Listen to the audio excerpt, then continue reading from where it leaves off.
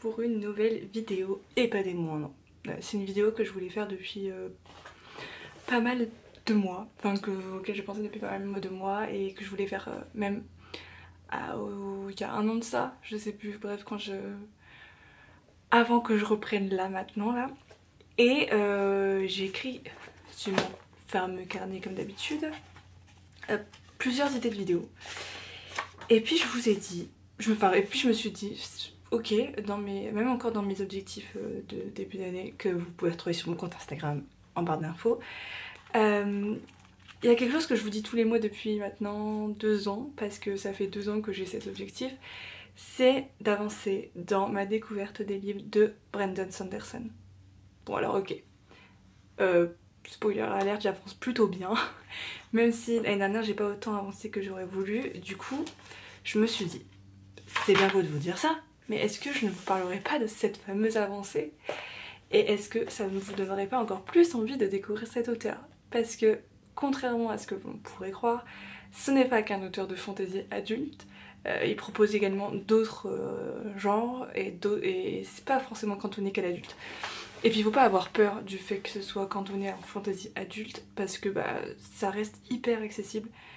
Et j'ai lu d'autres fantasy adultes qui étaient beaucoup plus compliquées pour rentrer dans les univers, etc.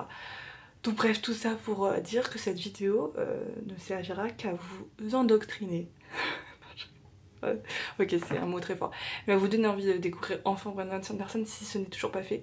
Ou du moins à lui laisser une seconde chance si vous l'avez déjà fait et que vous n'avez pas forcément apprécié. Parce que c'est arrivé avec mon avis Lauralie. Et je suis trop contente qu'elle se soit lancée dans un autre livre qui l'a fait changer d'avis. Voilà.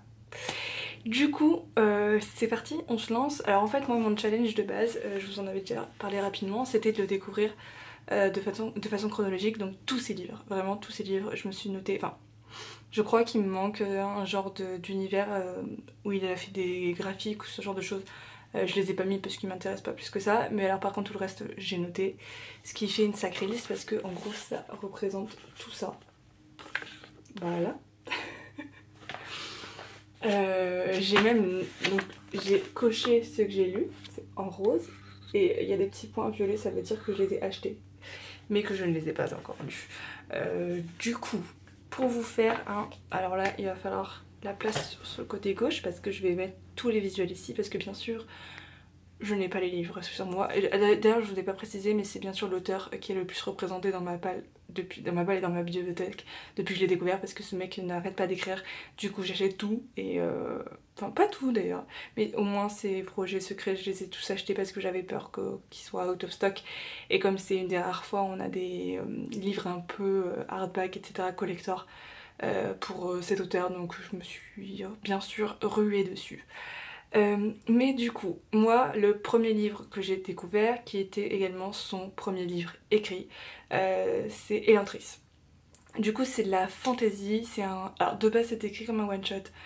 Beaucoup de personnes disent, et puis même l'auteur le dit, je sais pas pourquoi ça vient des personnes, qu'il y aurait une suite qui arriverait. Alors, à savoir qu'il n'y a pas de frustration à avoir si vous vous lancez dedans. Il fait peur. Il fait, il me semble, 900 pages, quelque chose comme ça. Mais il se lit. En fait, je suis tombée amoureuse de cet univers et de sa plume grâce à ce livre. Il se lit à une vitesse folle. Je l'avais lu à l'époque en lecture commune avec Cristal du compte Instagram Lire des livres que je vous mettrai en barre d'infos. Et franchement, c'est la meilleure décision qu'on a pu prendre. On l'a lu, on l'a enchaîné comme je ne sais quoi. C'était incroyable juste de découvrir à quel point il est bon pour s'attacher, pour nous faire nous attacher au personnage, pour créer un univers incroyable, une magie incroyable, parce que du coup là alors je vais pas résumer chaque livre parce que sinon on en aura pour longtemps. Puis il y en a que j'ai lu il y a très longtemps, genre Elantris, je pense que ça date de... On est en 2024, ça doit dater de 2021, comme ça. Du coup les souvenirs ne sont pas hyper bons. Mais en gros, on était dans une sorte de royaume, on suivait alors c'est pas une princesse, je sais plus, mais on suivait un personnage, une protagoniste féminine, qui allait être envoyée dans un pays voisin pour épouser l'héritier et pour unir ensuite les deux les deux pays, sauf que arrivée dans ce pays, elle voit des choses bizarres, enfin il y a une espèce de maladie qui arrive sur les personnes et ils changent physiquement et en fait du coup ils sont envoyés dans un espace clos dans une ville à côté, enfin dans la ville, mais en fait il y a un espace qui est clôturé vraiment de grands murs où ils n'envoient que les gens qui sont malades dans cet endroit pour ne pas contaminer les autres. Et on va apprendre du coup que bah, il va y avoir, enfin qu'il y a forcément des complots qui sont en rapport avec tout ça et que bah, ils ne sont pas que malades, que ça cache autre chose et que c'est peut-être lié à de la magie. Et puis voilà, donc j'en dirai pas plus parce que je n'aurai pas tous les détails et j'aurai pas à devoir raconter n'importe quoi, mais pour vous dire à quel point que cet univers, enfin ce one shot m'a ouvert un univers absolument incroyable qui est le Cosmere, que je ne connaissais pas du tout, que je ne pensais pas autant apprécier et qui... Moi, il me semble que c'était mon tout premier fantasy adulte, ma toute première fantasy adulte et genre... Enfin, en fait, quand je me suis lancée là-dedans, je me suis dit, mais c'est incroyable, genre il y a tout un monde là qui s'ouvre à moi. Parce qu'il a déjà à l'époque, en 2021, il en avait écrit énormément. Hein. Enfin, je sais que le temps que j'arriverai à rattraper tout ça, je pense qu'il faudra que je lise que du Sanderson pendant une seule année, mais voilà pour vous dire à quel point. Mais voilà, je pense que vous pouvez le comprendre, je ne peux que vous pousser à découvrir celui-ci. Et bah, alors il y en a il y a plusieurs ordres de lecture selon vos préférences de lecture et selon ce que bah, les one-shots, les sagas, etc. Je mettrai en barre d'infos la vidéo de Perfect Flow qui en a parlé il n'y a pas si longtemps que ça. Et j'avais vu également une autre vidéo d'un créateur, enfin toutes les vidéos concernant les ordres de lecture pour rentrer dans le Cosmere ou pour découvrir les livres de Sanderson, je vous les mettrai en barre d'infos que j'aurais pu trouver. Comme ça je me dis ça pourra vous aider et il y a des plus gros experts que moi concernant tout ça. Donc voilà, j'aurais pas envie de me tromper ou quoi que ce soit. Moi vous l'avez compris, c'est par ordre de publication. Donc voilà, c'est tout. Ensuite, pour rester dans le même univers, il y avait une novella d'environ 200 pages que j'avais lue, qui est L'âme de l'empereur. Donc la couverture ne donne pas forcément très envie, mais pourtant, encore une fois, il arrive à faire cette chose incroyable qui est de faire en sorte qu'on s'attache au personnage alors que c'est une nouvelle, donc elle fait que 200 pages, et pourtant à créer aussi un système de magie génial. Alors pour le coup, j'ai moins de souvenirs parce que bah forcément... t'as moins le temps de t'attacher à tout ça et à cet univers. Mais c'était... Bah déjà, si vous voulez juste découvrir un aperçu de la plume de Sanderson, je pense que c'est aussi un bon point d'entrée. J'ai ensuite lu, alors ça je vais enchaîner, la trilogie Cœur d'Acier. Alors Cœur d'Acier qui ne fait pas partie du... Comme d'hab, hein, je vous mettrai les couvertures ici, qui ne fait pas partie de l'univers du Cosmere parce que c'est de la science-fiction young adulte. Donc si vous voulez vous lancer dans les écrits de Sanderson mais que vous avez peur que ce soit trop difficile au niveau de l'adulte, bah ça peut être un autre point d'entrée parce qu'il n'y a aucun rapport avec ces autres sagas et que bah, c'est très accessible. Si par exemple vous... alors celle si vous avez lu la trilogie... Comment elle s'appelle, de Marissa Meyer, vous savez, sur les anti-héros, et je pense que celle-ci pourrait fortement vous plaire parce que en gros on est dans un univers, enfin on est dans un autre univers mais pas vraiment. Je sais plus si ça se passe des années après ou pas. Et il y a eu un événement qui s'est passé, je vous laisserai découvrir tout ça, qui a fait en sorte que bah, y a certaines personnes qui ont acquis des pouvoirs. Sauf que la plupart des personnes qui ont ces pouvoirs les utilisent pour des mauvaises choses. Parce que en fait ça fait en sorte de ressortir les pires traits de la personnalité des hommes. Et par exemple il y a quelqu'un qui peut tout transformer en métal et qui va transformer carrément, je sais plus si c'est la ville de New York ou de Manhattan, bref aux États-Unis, tout en métal et même le soleil ne va plus apparaître. Et nous on va suivre David, il me semble, si je me souviens bien, qui est, bah c'est même pas fan, et en fait il est obsédé par ces anti-héros, on va dire, et par leur pouvoir, par qui ils sont vraiment, par leur histoire, etc. Donc en fait il va faire des recherches, jusqu'au moment où il va tomber sur un groupe qui se bat contre ces personnes, et du coup il va commencer à les rejoindre et en apprendre plus parce qu'en fait il y a un de ces héros, enfin de ces anti-héros, je sais pas trop, je sais plus comment les appeler, ces calamités, brasiers, Bref, ils ont tous des noms en fonction de leur pouvoir. Et en fait, il y a un d'eux qui a tué son père quand il était plus jeune et qui l'a vu mourir. Et du coup, depuis, bah, il veut prendre sa revanche et c'est pour ça qu'il va rejoindre ce groupe. Et puis après, bah, ça commence comme ça, mais il y a beaucoup d'humour. Si vous aimez la science-fiction, vous allez beaucoup aimer parce que bah, la nouvelle technologie fait vachement partie du récit. Et alors au début, c'est là où on se dit c'était écrit, je sais plus quand est-ce que c'est sorti exactement, mais c'était au tout début, on va dire, de l'imaginaire. Enfin, pas non plus parce que les premiers récits sont... Je compare pas Tolkien au J.R.R. Martin, mais il y a certaines réflexions, parfois un peu sexistes. Alors je sais que ça peut déranger dans le premier tome, mais c'est des choses qui ont été revues dans les tomes 2 et 3 et qu'on voit presque plus, pour ne pas dire plus du tout. Donc c'est vraiment un point moi, qui m'a beaucoup moins dérangée par la suite. Mais vraiment, on s'attache énormément au personnage. Et juste pour vous prévenir, Sanderson c'est quelqu'un qui n'a pas peur de tuer ses personnages. Ce qui peut être un mal comme un bien. Moi, là où j'en suis dans ma vie de lectrice, on va dire, bah limite je trouve ça courageux pour un auteur de tuer les personnages parce qu'en fait tu sais jamais à quoi s'attendre. Tu peux t'attacher autant que tu veux à un personnage, bam, le chapitre d'après il meurt. Voilà, c'est aussi ce que j'aime retrouver dans tout ce qui est adulte par rapport au young adulte où ça peut être plus attendu. Donc voilà, mais bref, vous l'aurez compris, encore une fois, je ne peux que vous conseiller cette saga. Ensuite, donc ça c'est une saga terminée, et ensuite j'ai lu les 3 premiers tomes de la première époque de Fils des Brumes. Alors ça, il y en a beaucoup qui le conseillent pour commencer. Moi je le conseille pas forcément pour commencer à découvrir Sanderson parce que je trouve que c'est pas si facile que ça en vrai comme système de magie.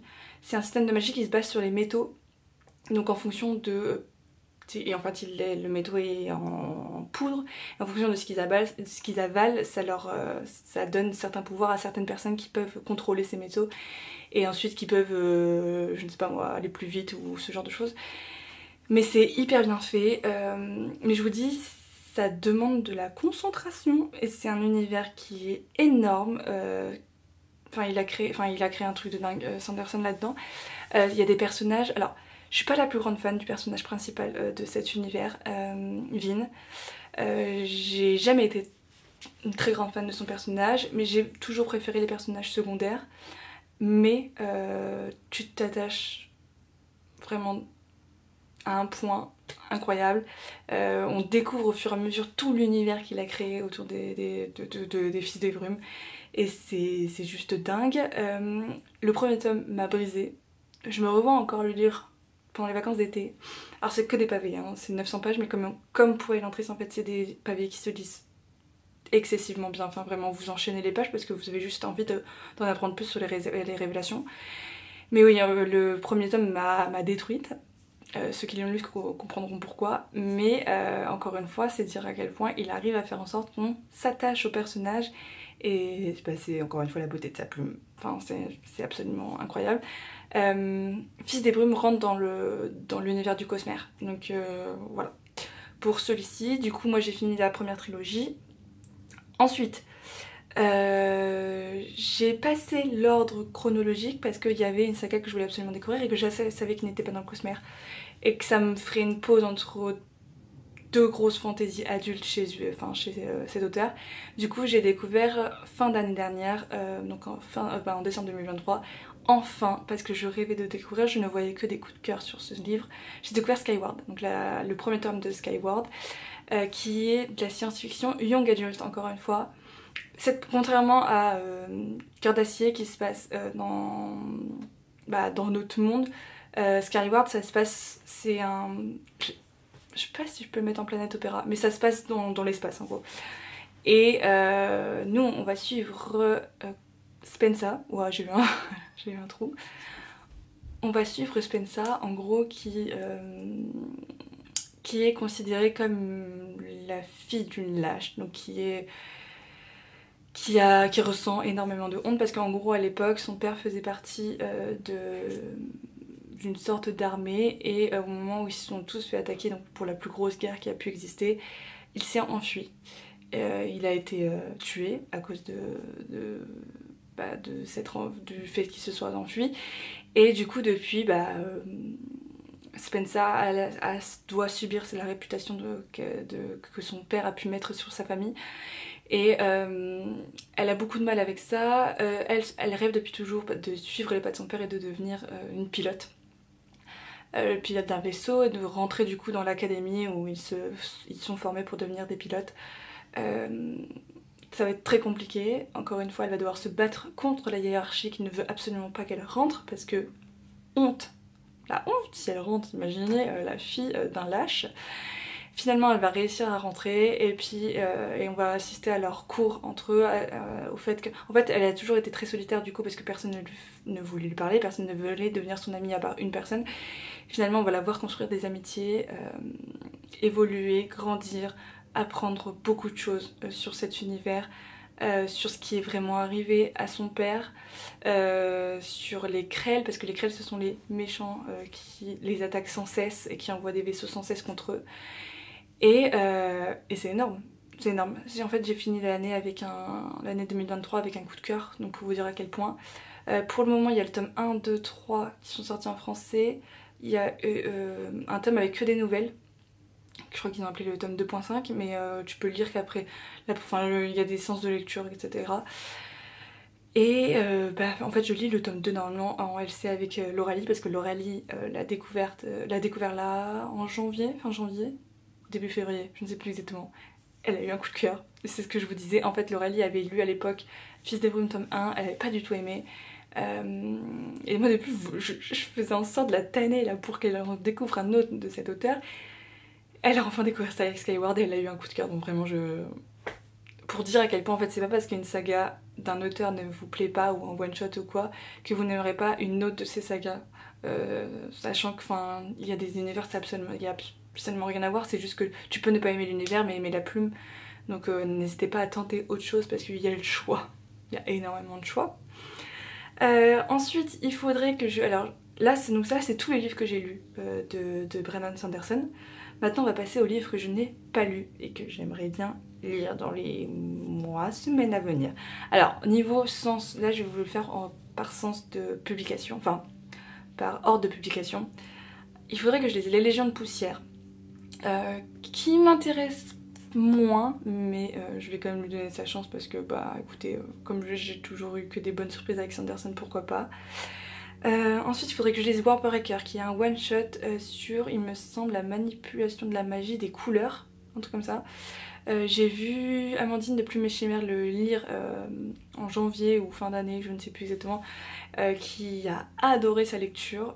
Du coup je me dis bon, j'ai envie que ça fasse un replay d'Elantris, donc bien sûr que je me lancerai. C'est juste qu'il m'a fait un peu peur. J'avais tenté l'été dernier, mais j'étais pas du tout dans un bon mode de lecture quand j'étais à Saint-Raphaël avec ma copine Laura.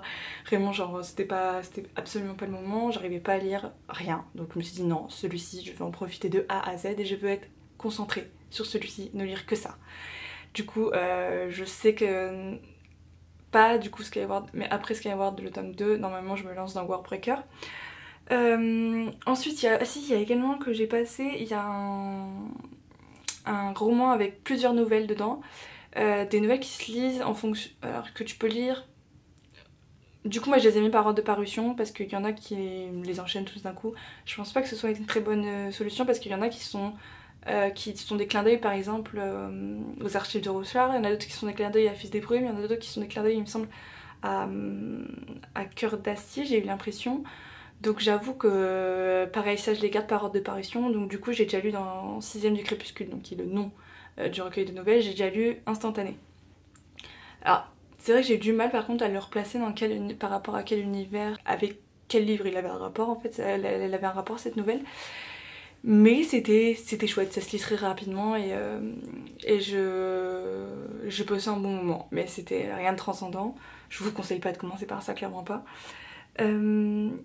Du coup, il y a une autre saga, il y a une autre nouvelle dedans qui est dans le 6ème du Crépuscule qui est Des ombres pour. Je sais pas la fin. Je vous mettrai le titre ici si j'arrive à la retrouver. Ensuite, normalement, mais j'ai vu plusieurs ordres de lecture donc je vais réfléchir. Normalement, je devrais me lancer dans Fils des Brumes époque 2 et tome 4, donc époque 2 et tome 1, ça dépend, soit Fils des Brumes tome 4, soit Fils des Brumes et époque 2 tome 1, qui est plus, alors qui se passe des années, des centaines d'années après la première époque de Fils des Brumes. Bon, madame a surchauffé, mais madame n'a pas compris qu'il est 5 heures et que le soleil se couche tôt. Donc s'il te plaît, tiens-moi jusqu'à la fin, je vais me dépêcher. Mais du coup, je disais, la deuxième époque se passe des centaines d'années après la première époque de Fils des Brumes. Et en fait, c'est plutôt de la gunpowder. Donc par rapport à la première époque où il n'y avait que de la magie par rapport aux métaux, là, les armes à feu sont introduites dedans. Donc moi, j'avoue que je crois qu'il me semble que ce sera la première saga de gunpowder que j'aurai lue. Ça rappelle un peu tout ce qui est cowboys, etc. de ce que j'ai pu en lire. Donc on verra bien si je vais aimer. Je pense que ce sera un test parce que j'ai vu autant des personnes là adorer l'humour, etc. et l'époque, autant d'autres personnes détester parce que justement trop d'humour lourd. Moi pour l'instant j'ai toujours adhéré à l'humour de Sanderson, donc j'avoue que j'ai pas de soucis par rapport à ça. Et pas assez centré magie, etc. Donc écoutez, on verra bien. Moi de toute façon je vais prendre plaisir à le lire. Mais du coup il y a, normalement je devrais lire 4, 5, 6, à voir. Je sais pas si je ferai cet ordre là. Et ensuite, la fameuse saga que j'attends de lire depuis je ne sais combien d'années. C'est pour ça que j'ai commencé Sanderson, c'est pour arriver à cette saga, mais je voulais ne pas brûler d'étapes et découvrir le reste avant. Du coup c'est bien sûr pour découvrir les archives de Rochard. Oui, oui, oui. Du coup les archives de Rochard, tome 1 partie 1, tome 1 partie 2, je les ai tous chez moi en France, vraiment. Pour vous dire à quel point j'ai réussi à les trouver en plus en occasion à l'époque. Donc j'étais trop contente, c'est que des pavés. Donc en anglais, imaginez que c'est pas séparé, hein, tout est ensemble. Et là ils ont séparé chez les livres de poche imaginaire.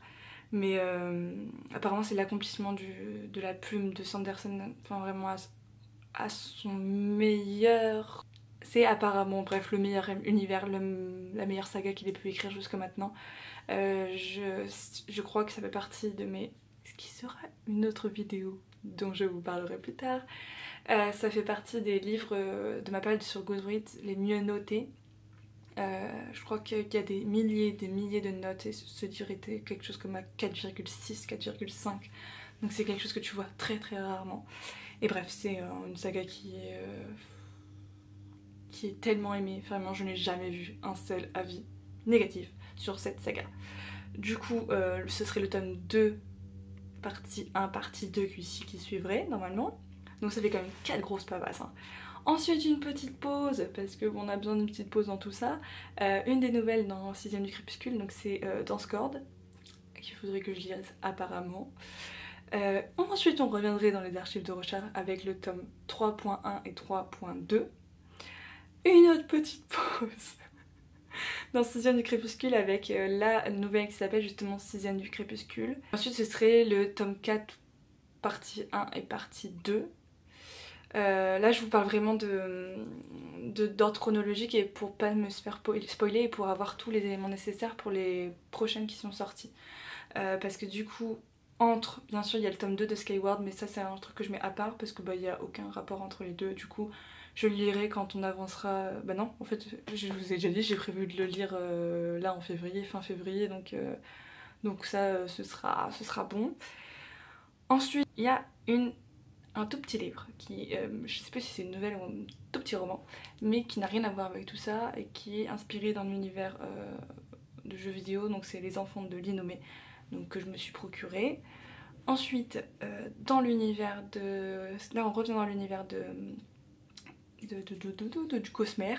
Ça c'est plutôt un rapport avec les archives de Rochard. Il y a un autre tout petit livre, c'est Éclat de l'aube. Je sais plus le nom en anglais.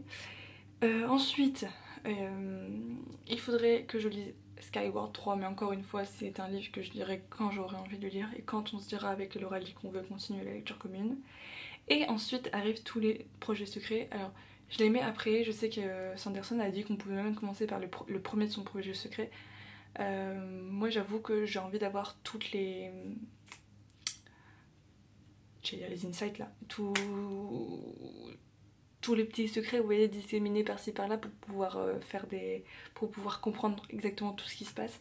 Parce que je sais qu'il y a un personnage qui est commun à beaucoup de livres du Cosmer et qui apparaît dans l'un de ces projets secrets, donc moi je veux absolument connaître tout. Du coup, il y aura 13 de la mer Émeraude, c'est celui qui me fait le plus envie, parce que c'est celui qui se rapproche un peu du conte apparemment, et qui a été le plus apprécié de tous ces projets secrets. Ensuite il y a Manuel de survie du sorcier frugal j'ai mis trop de petits points tellement c'est très long. Dans l'Angleterre médiévale, il me semble. C'est ça, hein. Bien wesh. Apparemment l'intrigue est beaucoup plus what the fuck, donc je pense que déjà si t'aimes pas l'humour de Sanderson, ça va être chaud d'aimer celui-ci. Je sais que c'est celui qui a eu le plus, pas forcément le plus de mauvais retours entre guillemets, on met à l'échelle de Sanderson, hein, mais il y a eu le plus de débats autour quoi. Du coup on verra bien. Ensuite Yumi et le peintre de cauchemar que j'avais reçu à l'époque en 5 exemplaires de la part de la FNAC qui avait fait une connerie en me l'envoyant, voilà. Qui est, alors je crois que celui-ci par contre se rapproche plus d'un récit young adulte que les autres, et il me semble que c'est un livre qu'il a dédié à sa femme à l'époque, je veux pas dire de bêtises, donc dites-moi si je dis des bêtises à ce moment-là dans les commentaires, je m'excuserai. Mais il me semble que c'est un hommage à la relation avec sa femme, et du coup c'est plus centré sur les relations amoureuses, chose qu'on ne voit, j'allais dire presque rarement, mais même jamais dans les livres de Sanderson. J'avoue que moi, les histoires d'amour dans les livres de Sanderson, c'est vraiment pas ce que je préfère. Je trouve que c'est vraiment pas le domaine dans lequel il est le meilleur. On a tous nos défauts, mais voilà. Et il y a également du coup par ordre de parution le tome 2.5 de Skyward qui est sorti. Alors en sachant que de ce que j'ai pu lire, on peut lire les 2 premières nouvelles après avoir lu le tome 2 de Skyward et la dernière nouvelle après avoir lu le tome 3 de Skyward. Donc c'est bon à savoir pour ceux qui aimeraient se lancer, comme ça aucun spoil.